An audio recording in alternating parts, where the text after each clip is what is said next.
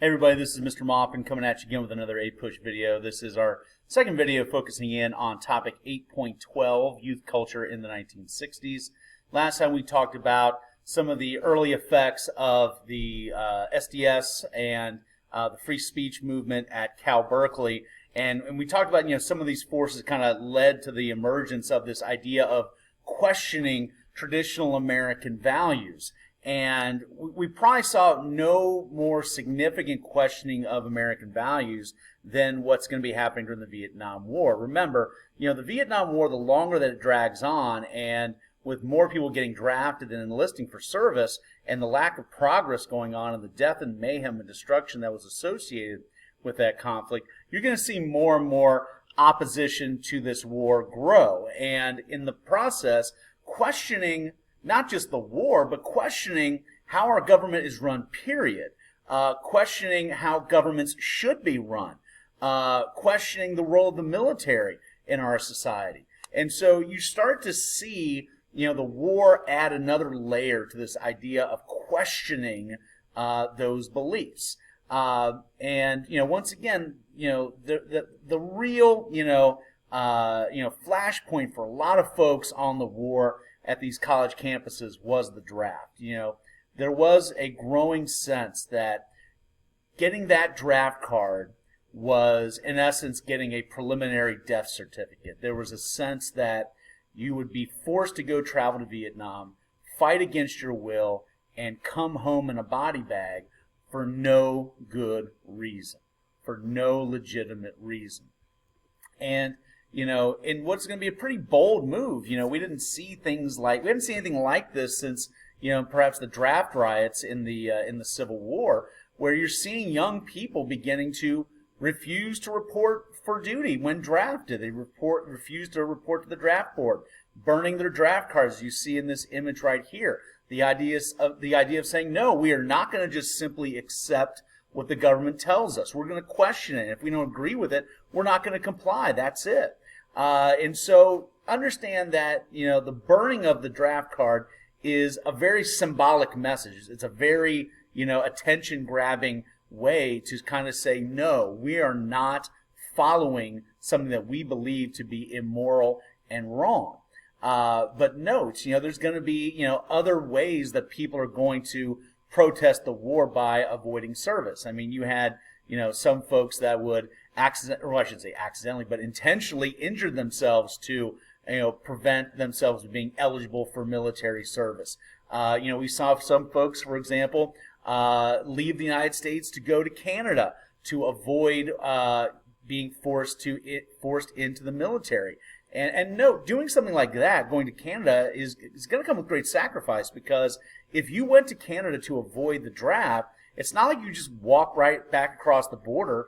That's a crime if you avoid the draft. And so, you were facing, criminal prosecution. So folks that went to Canada, and note, this is before cell phones and the internet and all that kind of stuff, you were kind of saying goodbye to friends and family, potentially forever, because of your opposition to the war. Now, I will mention that those that will dodge the draft from the Vietnam War will be given amnesty by President Carter in a very controversial move in 1977. But at the time, that was, a very, very, very major move, to say the least. Now, of course, there's going to be, many, many examples of organizing opposition to the war on larger scales than just on an individual basis. You saw, once again, as we said before, campuses kind of being, the focal point for a lot of these anti-war demonstrations. And, you saw protest marches, but you also saw, for example, taking a cue from SNCC and the sit-ins at lunch counters, doing sit-ins on campuses, refusing to attend class, blocking entrances to academic buildings. Some teachers on the left that are going to be in solidarity with their students in opposition to the war, holding what would be called teach-ins. In other words, refusing to actually have class, but actually go outside with students and talk about, the evils of the war and organizing against the war rather than having class. So you're seeing those kinds of examples. Now, granted, sometimes, these examples, could get violent on occasion, but you saw, basically protesting all of the different manifestations of what the war looked like.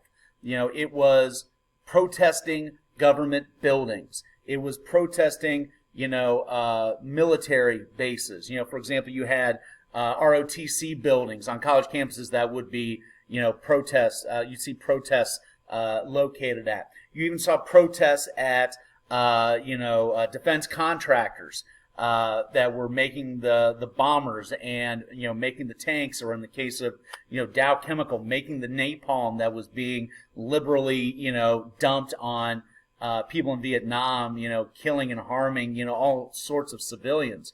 And so there was a sense of you needed to take that message to those that you believe were the agents of death and destruction and causing such, horror around, around the world.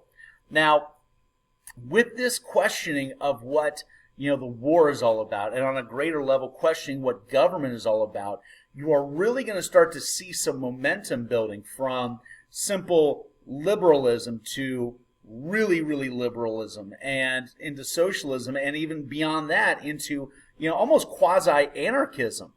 For example, we saw, coming in the late 1960s as a, kind of a further evolution of this process, the rise of what we're going to call the Yippies.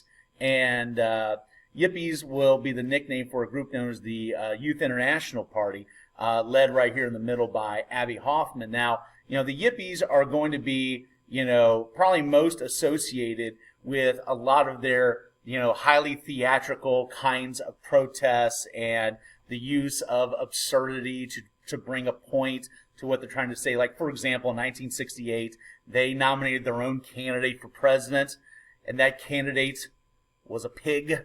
In 1976, they will nominate a candidate for president named Nobody, to send the message that, they're going to be making absurd comments about institutions like American government that they believed to be absurd. But they will also, though, be involved in organizing protests that are going to have, very serious consequences. For example, they're going to be one of the organizers of the protests at the 1968 Democratic National Convention that will lead to tremendous, confrontations with the police, a lot of, bloodshed, people getting hurt. And it kind of shows there's a sense of, what, maybe we don't need government like we kind of have been raised to believe government should exist. Maybe we should have something that is a deconstruction of government, creating something that is much more on the ideals of living communally, having, local voices dealing with local issues, and kind of breaking down the system so there's a much greater sense of equality and working together and cooperation, rather than big national structures and big government structures that come with big military structures and things like that. So in other words, you break down the system to create a new and better world that is going to be based on harmony and cooperation and stuff like that. Another very radical group that will emerge as well will be a group known as the Weather Underground, that was a, like I said, very radical group that was focusing in on, using violence as a means to bring attention to what they consider to be the evils of American government. Now, the FBI is actually going to label the Weather Underground as a terrorist organization during this time period, and they will target, certain government buildings like the Pentagon, ROTC buildings, and whatnot, and actually set off bombs and set off detonations. Now, the Weather Underground never actually kills anybody. In fact, in one case, they actually killed some of their own accidentally. But, that being said, though, these were very dangerous actions that this group was taking, and it showed kind of where America's going, at least with some amongst the young people on the left. That we're not just talking about going left or a little bit more left. We're talking about going way to the left. I mean, to the most radical extremes that we can probably consider in terms of trying to upend this system that young people more and more are rejecting on different levels.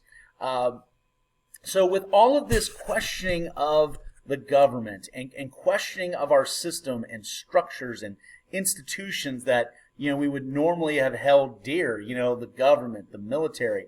And you can even extrapolate that into, non-government institutions, such as, churches and things like that.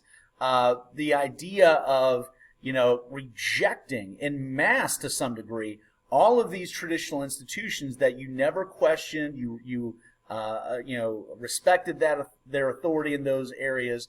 This is going to be proving to be, quite unsettling for those on the right, those that were conservatives, and note, what I mean? Most of the conservatives were older, but many were younger. There were many young blue collar conservatives out there, particularly in the South and rural America and places like that. And so, there is this sense. Don't think of it as just young versus old per se, although that's certainly a factor in it.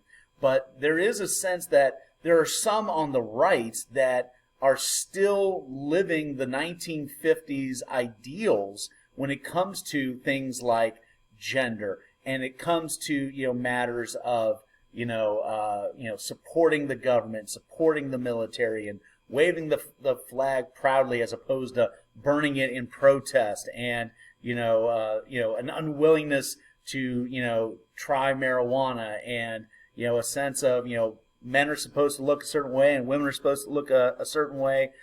These folks are going to be very, very scared of what they think America is turning into. They look on the TV, they see the protests, they see the long hair, they see the drugs, they see people protesting these institutions, and they are very nervous that maybe America is going to jump off the cliff and destroy itself during this time of just absolutely remarkable change.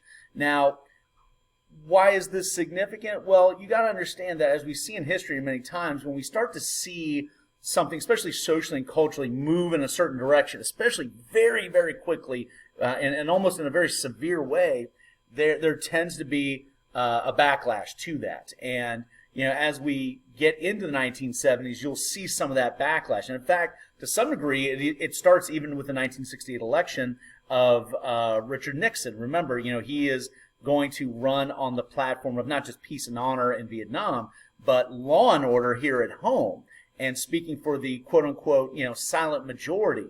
So you start to see that happen.